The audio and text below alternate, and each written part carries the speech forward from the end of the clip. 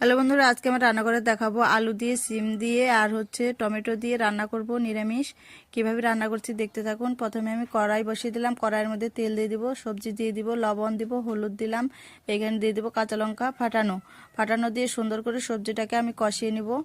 দেখুন, তারপরে কষানোর পর আমি দিয়ে দিব জল।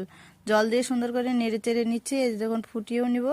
তারপরে এটাকে আমি নামিয়ে নিচ্ছি, না ফোড়ন দিব বলে নামিয়ে নিব।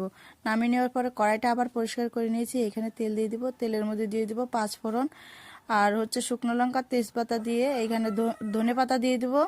ধনে পাতা কুচি দিয়ে আমি একটু ভেজে নিব। ভেজে নেওয়ার পর আমি তরকারিটা ঢেলে দিব। ঢেলে দেওয়ার পর আমি এখানে দিয়ে দিব আদা বাটা। আর অবশ্যই এখানে ভাজা জিরা বাটা দিবেন। ভাজা জিরা বাটা দিলে তরকারির একটা কিন্তু আলাদা একটা টেস্ট লাগে। ভিডিওটা ভালো লাগলে অবশ্যই সাবস্ক্রাইব, লাইক করে আপনারা পাশে থাকবেন। দেখুন, মশলাটা দেওয়ার পর আমি নামিয়ে নিব।